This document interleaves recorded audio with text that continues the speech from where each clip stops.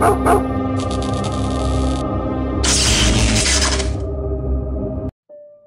दोस्तों, 1997 की बात है। आकिब दरिया के कटाव के पास पत्थर लगाने वाली लेबर में काम किया करता था। आकिब एक इंतहाई खूबसूरत, दराज कद और हैंडसम लड़का था। गरीब होने की वजह से उसे ये काम करना पड़ रहा था। हालांकि उसके जिस्म और बॉडी की बनावट एक मॉडल जैसी थी, मगर बहन भाइयों में बड़ा होने की वजह से और बाप बूढ़ा होने की वजह से उसे ये काम करना पड़ रहा था।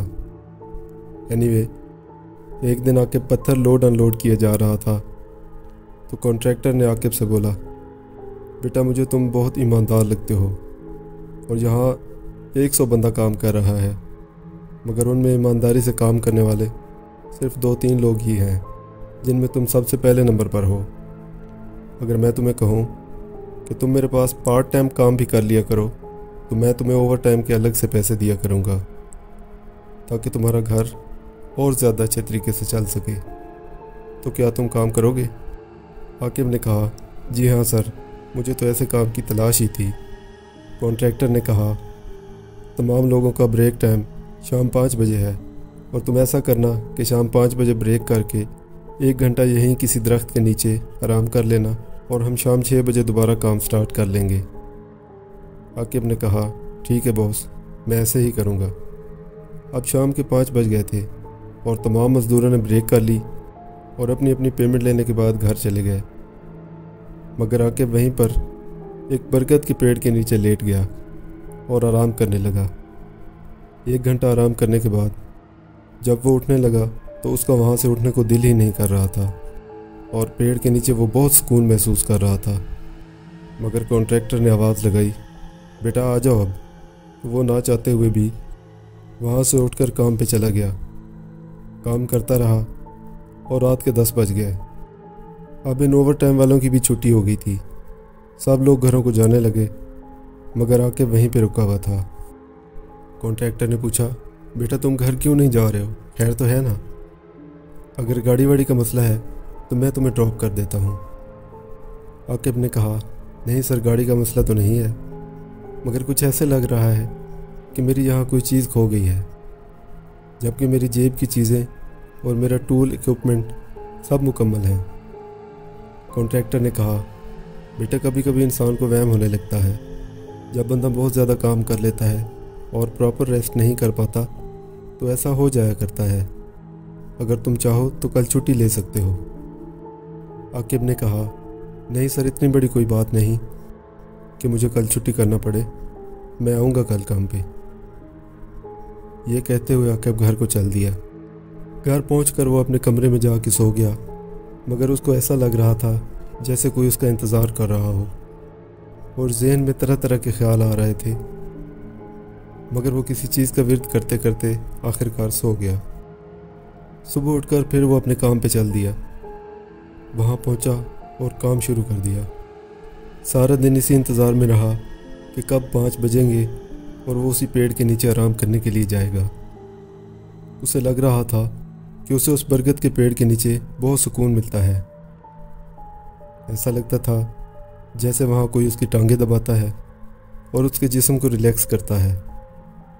5 बजे ब्रेक हुई तो वो उसी पेड़ के नीचे जा के लेट गया और 1 घंटा सुकून करने के बाद फिर वो काम पे चला गया, मगर आज भी उसका यहाँ से उठने को दिल नहीं कर रहा था। उस जगह पर दरिया के बंद का काम 15 दिन तक चलता रहा और आकिब की वही रूटीन थी। और 15 दिन बाद कॉन्ट्रैक्टर इस लेबर की पूरी टीम को वहाँ से 3 किलोमीटर दूर लेकर गया। अब की बार आकिब रेस्ट करने के लिए एक टेंट में जाया करता था, मगर उसको सुकून नहीं मिल रहा था। आज रात काम से छुट्टी करके आकिब अपने घर को वापस आ रहा था और वो रास्ता उसी बरगद के दरख्त के पास से गुजरता था। जब उस पेड़ के पास से गुजरने लगा तो अचानक वो पेड़ रोशन हो गया। ऐसा लग रहा था जैसे सितारे उसके साथ चिपक गए हों और उन्होंने पेड़ को रोशन कर दिया हो। अभी मैं यही देख रहा था कि दरख्त के नीचे से एक सजी संवरी दुल्हन चलकर मेरी तरफ आने लगी। मैं उस वक्त बहुत डर गया था, मगर उस दुल्हन ने मुझसे कहा कि मैं कई दिनों से तुम्हारा इंतज़ार कर रही हूँ। तुम क्यों नहीं आए मेरे पास? आ जाओ मेरे पास, मैं तुमसे शादी करना चाहती हूँ। मैंने कहा, कौन हो तुम? मैं तुम्हें नहीं जानता। उसने कहा, अगर तुम मुझसे शादी कर लोगे तो मैं तुम्हें सारी ज़िंदगी के लिए ऐश करवाऊंगी और ऐसी ऐसी जगह घुमाऊंगी जहाँ तुम ख्वाब में भी नहीं सोच सकते, और ऐसे ऐसे खाने खिलाऊंगी जो किसी राजा महाराजा की खुराक से भी अच्छे होंगे। लेकिन अगर तुम मुझसे शादी नहीं करोगे तो मैं तुम्हें सारी ज़िंदगी जलील करके रख दूंगी। मैंने कहा, तुम कौन हो? मैं तुम्हें जानता तक नहीं और तुम मुझसे शादी तक करने को आ गई हो। उसने कहा, आज तुम्हारे पास मौका है, तुम आ जाओ मेरे पास। मैं तुम्हें वापस इंसानों की दुनिया में नहीं जाने दूंगी और तुम्हारी ज़िंदगी किसी राजा महाराजा से भी अच्छी बना दूंगी। मैंने बरगद के पेड़ के नीचे देखा तो तरह तरह के खाने लगे हुए थे और अजीब सी शक्लों वाले लोग वो खाना खा रहे थे। उनकी शक्लें इतनी भयानक थीं कि मैं डर कर वहाँ से भागा और भाग भाग कर घर पहुँचा तो मुझे बुखार हो गया था। 1 हफ्ता दवाएं खाने के बाद मैं ठीक हुआ तो रास्ता बदल कर मैं कॉन्ट्रैक्टर के पास गया और सारी कहानी सुनाई और कहा कि आज के बाद मैं यहाँ काम पे नहीं आ सकूँगा क्योंकि मेरे साथ कुछ भी हो सकता है। कॉन्ट्रैक्टर ने कहा, बेटा सबसे पहले तुम्हारी जान कीमती है, बाकी काम वाम तो होते ही रहेंगे। तुम्हें जैसे भी ठीक लगता है तुम करो और अपना ख्याल रखो। मैं घर वापस आ गया और अब ना तो मुझे कहीं काम मिल रहा था और ना ही मेरा दिल कहीं जाने को कर रहा था। मैं तो जैसे स्टक होके रह गया था। मुझे अपने कमरे में भी डर सा महसूस होने लग रहा था। आज रात मैंने अपना बिस्तर उठाया और घर की चारदीवारी से बाहर हमने मेहमानों के लिए कमरा बनाया था, मैं उसमें चला गया था क्योंकि घर वाले तंग होते थे कि तुम रात को इतनी ऊंची आवाज़ में किससे बात करते रहते हो। मुझे एक दोस्त ने कहा था कि तुम अपने पास लोहे की कोई चीज़ रखो, जैसे चाकू या कुल्हाड़ी वगैरह, क्योंकि चुड़ैलें और जिन्नात लोहे की चीज़ से बहुत डरते हैं। मैंने अपनी जेब में चाकू रख लिया। मैं रात को दरवाज़ा बंद करके लेटा हुआ था तो उस कमरे के दरवाजे पर ज़ोर से किसी ने ईंट मारी। मैंने डरते हुए दरवाज़ा खोला तो सामने एक औरत खड़ी थी जिसके लंबे लंबे दांत थे, झाड़ियों जैसे बिखरे हुए बाल और लंबी नाक थी।